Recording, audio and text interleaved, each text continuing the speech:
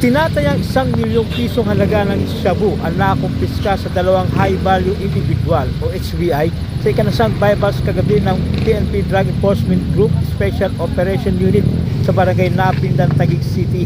Kinilala ni Police Lieutenant Colonel Christopher Nazeda, hepe ng PDEG SOUNCR, ang mga suspect na sina alias Jeffrey, 32 anyos, residente ng barangay Tunasan, Muntinlupa City, at ang 18 anyos na dalaga na si alias Aisa, residente sa nasabing barangay. Ayon sa ulat ni Police Lieutenant Ryan Dizon na nanguna sa ikinasang operation dakong alas 8:20 kagabi, nahuli ang mga suspect sa Ed Road Street, barangay Napindan, Taguig, ng mga operatiba ng PDEG kasama ang mga tauhan ng Regional Mobile Force Battalion at Taguig City Police Station.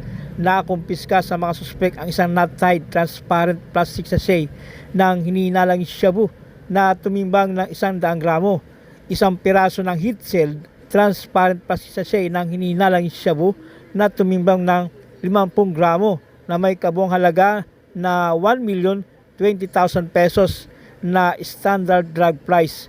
Na-recover din ng mga otoridad ang isang puting sobre na naglalaman ng isang tunay na perang 1,000 piso at 200,000 piso na budel money, isang unit ng Android phone at isang brown plastic bag. Ang mga ebidensya ay na-imbentaryo at naitala sa harap ng mga suspek at opisyal ng barangay para sa transparency at legalidad ng proseso.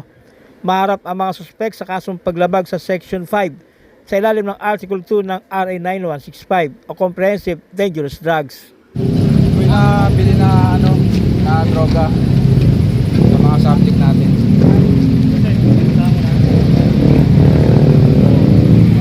Ikaw ina-arrest mo na sa labas-labas ng RA 9165 ha?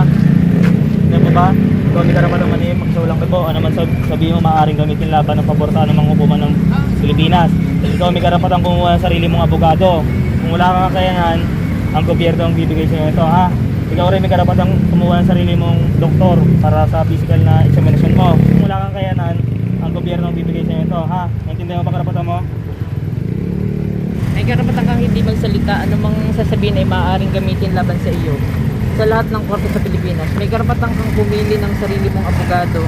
May kakayahan at malaya kung hindi mo kayang bayaran ang serbisyo ng isang abogado, mag-isipin ng gobyerno ito para sa iyo. May karapatang pumili ng doktor na mahusay at malaya na magsasagawa ng eksaminasyong pisikal. Kung hindi mo kayang bayaran ang serbisyo ng doktor, ang gobyerno na ang maglalaan para sa iyo. Naiintindihan mo ba ang karapatang ito? Nadakip sa ikanasang bypass operation ng mga operatiba ng Southern Police District Drug Enforcement Unit ang isang drug suspect na tinaguri ang street-level individual. Kinilala ni Police Major Silvio Tomas Jr., hepe ng DDEU, ang suspect na si alias Joe, 21 anyos, residente ng barangay Lower Bikutan, na dati na umanong nahuli dahil din sa kasong droga at itinurn over sa Bahay Pag-asa noong siya ay minor de edad pa lamang.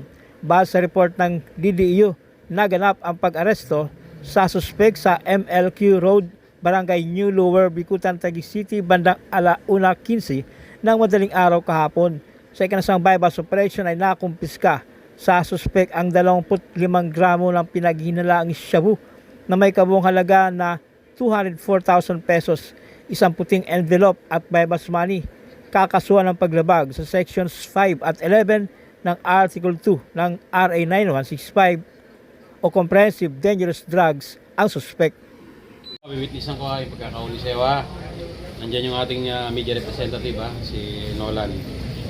Ito rin ako sa kagawad ko lang, mag-witness sa uli sa'yo. So tatanong kita, nabasahan ka naman ng karapatan mo, di ba? Alam mo na yung karapatan mo? Okay, tatanungin kita, nakuha pa sa'yo ng kapulisan to? Sagot. Ha? Hindi nakuha sa'yo? Okay, karapatan mo yan ha? Okay. Ikaw ay inaaresto namin sa salang pagtitinda at pag-iingat ng illegal na droga. Ano man ang iyong sabihin ay pwedeng gamitin pabor laban sa iyo sa anumang korte sa Pilipinas. Pwede kang kumuha ng sarili mong abogado, kung wala ay bibigyan ka ng gobyerno ng isa. Pwede ka rin kumuha ng sarili mong doktor, kung wala ay bibigyan ka rin ng gobyerno ng isa. Naintindihan mo ba ang iyong mga karapatan? Huli sa akto sa umunoy pagbebenta ng isang sachet ng hinihinalang shabu sa sanagawang drug bypass operation ng Station Drug Enforcement Unit sa panguna ni Police Captain Kenny Kayad ng Taguig City Police. Ang 40 anyos na lalaki, binata na isang construction worker at residente ng PNR site, FTI Compound, Barangay Western Bikutan, Taguig City. Sa pagkahuli ng suspect, kinapkapan ito at nakuha mula sa kanyang pag-iingat ang 5 piraso ng plastic sachet ng hinihinalang shabu na may timbang na 11.6 grams at nagkakalaga ng halos 80,000 piso, isang kulay itim na pouch at bypass money. Haharap ito sa kaukulang kaso.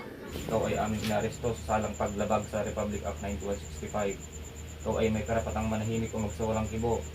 Ano man ang iyong sasabihin ay maaring gamitin laban o pabor sa iyo sa mga hukuman dito sa Pilipinas. Ikaw din ay may karapatang kumanang iyong sariling abogado na ayon sa iyong sariling pili. Kung ikaw ay walang kakayahan, ikaw ay pagkakalooban ng ating gobyerno ng isa. Ikaw din ay may karapatang kumuha ng iyong sariling doktor upang magpasuri, at kung wala kang kakayahan, ikaw pa rin ay pagkakalooban ng ating gobyerno. Naiintindihan mo bang yung mga karapatan?